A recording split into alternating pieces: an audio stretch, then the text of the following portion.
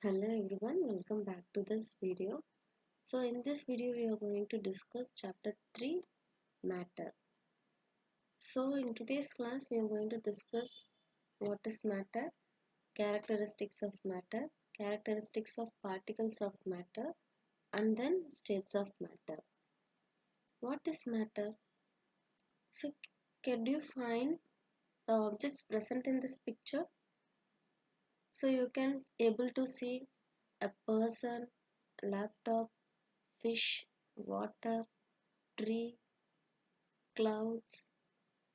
So you can see various objects in this picture.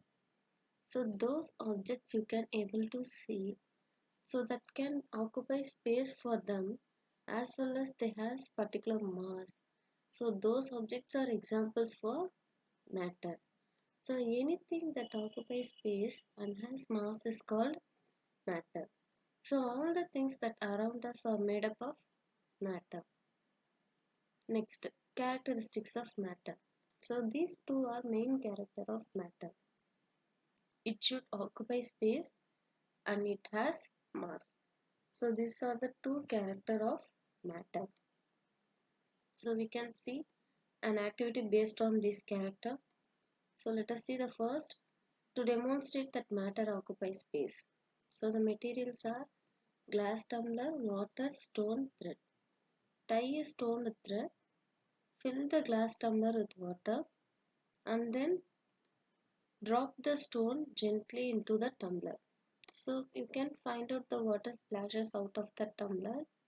So it proves that matter, the stone is a matter that occupies space for it. So it is a experiment that proves matter occupies space. And then next, to demonstrate that air has mass. So materials are balloons, balance, and then pin. So take the deflated balloon and inflate it by pumping air into as much as you can. So fill the air in that balloon and suspend that inflated balloon to the one end of that balance, and on the another end suspend the another inflated balloon. Now release air from the balloon one side by using pin. So as soon as the air released, you can find the beam balance still towards the first balloon. So it proves that air has mass. So next one, nature of matter. So nature of matter. All matter is made up of very small particles. So the particles that makes matter is called atoms or molecules. So the smallest unit of atom is called, smallest unit of matter is called atom, and two or more atoms combined together form molecules. So these molecules can be same kind of atoms or it can be different kind of atoms. For example, oxygen, ozone, water. So these are all example for molecules. And the next one, characteristics of particles of matter. So there are three character for particles of matter. So they are, the particles should be in constant random motion. They have spaces between them as well as they has interparticle force. So the first point, the particles of matter are in constant random motion. So it was stated by Robert Brown. So he proved that particles of matter are in motion. So Robert Brown suspended that small pollen grains in water. So he watched it under microscope and he found that particles of pollen grains are moving in irregular way. So it proves that the particles of water are in movement. So there is a zigzag movement. So that kind of movement is called Brownian movement. So it can also be observed in gases. So you can see that dust particles. So while the sunlight enter into your room, you can find the tiny dust particles scatters that light. So it is an example for Brownian motion in gases. And then next point, the particles of matter have spaces between them. So the particles of matter have spaces between them, so that is called interparticle space.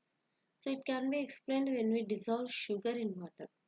So while you dissolving sugar, you can find the level of water remains same. There is no differences in that level. So it shows that the sugar molecules occupy spaces between the water molecules.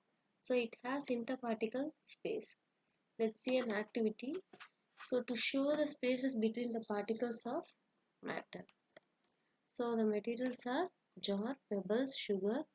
So take a jar and fill it with some pebbles and then pour sugar into it. So observe well, you can find the sugar molecules are present in between the pebbles. So it shows the particles has interparticle space in between them. And the next one, the particles of matter has interparticle force. So there is a force of attraction between each particles, so that helps to bind them together. So the force of attraction between the particles of same substance is called as cohesion.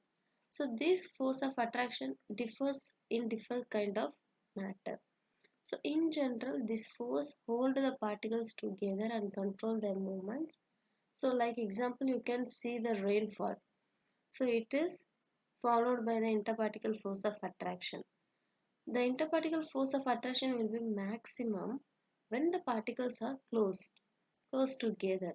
But when the spaces increases, the force of attraction automatically decreases. So it is vice versa. So this proves that interparticle force of attraction between the particle present in a matter. So it is a flow chart what we have discussed now.